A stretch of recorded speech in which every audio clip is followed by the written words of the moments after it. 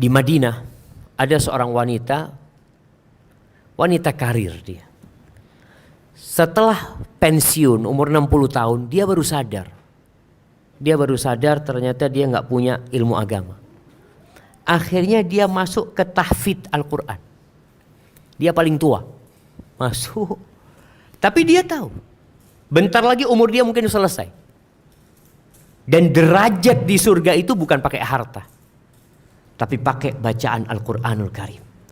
Pakai hafalan Quran. Yuqalu li sahibil Quran, akan dikatakan kepada orang yang hafal Quran, Iqra wartaqi.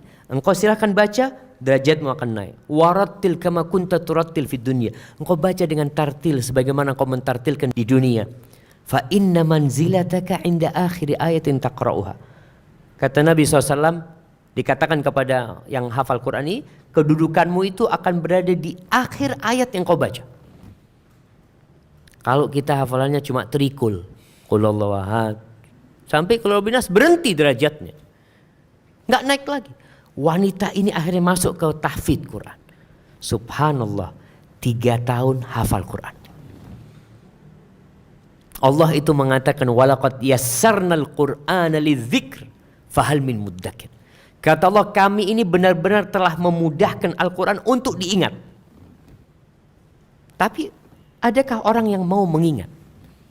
Di muka bumi ini nggak ada kitab yang dihafal seperti Al-Quranul Karim.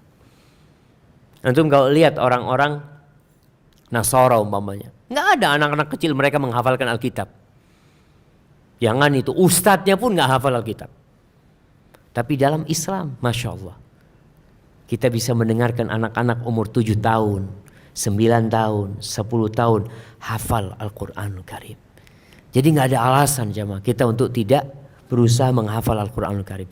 Kalau ada istilah, aduh Ustaz mungkin sudah tua ya, sudah susah hafalannya, kita yakin Allah mengatakan telah memudahkan. Paling tidak, ya tadi kita ngaji, paling tidak hafalan Quran kita ini sesuai dengan umur kita.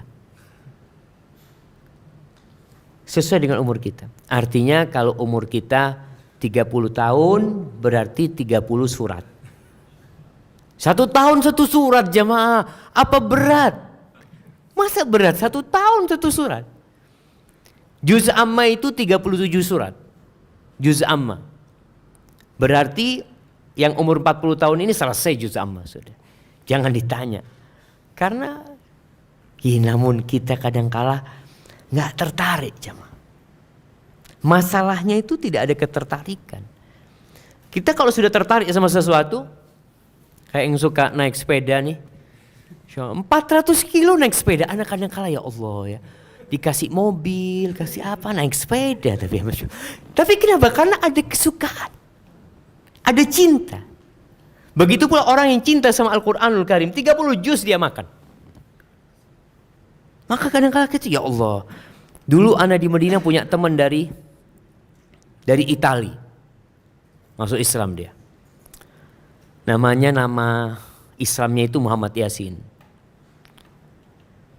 Aliandus apa nama dia.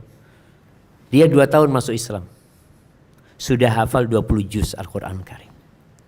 Baru 2 tahun masuk Islam. Kita dari lahir Islam ya maaf. Juz amma gak selesai-selesai.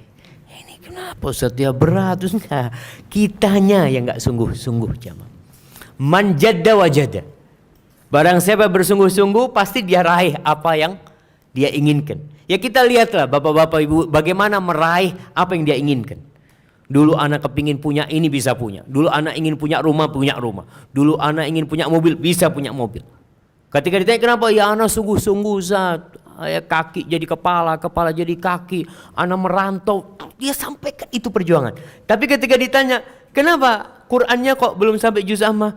Aduh Ustaz ya belum dapat hidayah. Ustaz ya belum dapat hidayah. Hidayah udah datang tapi kitanya nggak mau ngambil jemaah. Seakan-akan kita dikasih suguhan makanan itu disuruh milih. Silahkan antum mau makan yang mana. Kemudian kita kelaparan. Sakit kelaparan. Yang salah siapa? Engkau yang nggak mau makan. Begitu pula kita tatkala kita tidak mau mengkaji Islam. Karena sumber Islam ini ya Al-Quran. Kita sholat bertahun-tahun, tapi sebagian masih nggak paham dengan bacaan sholatnya. Dia baca wadduha wal laili idza saja, ditanya tahu sama arti yang dibaca. Wallahu a'lam Ustaz, bahasa Arab Ustaz, saya orang Indonesia. Oh Masya Allah. Sebagian orang itu bahasa Inggris, Masya Allah. Orang Indonesia bisa bahasa Inggris. Apa yang mendorong dia bisa bahasa Inggris? Kenapa nggak terdorong untuk bisa bahasanya Al-Quran?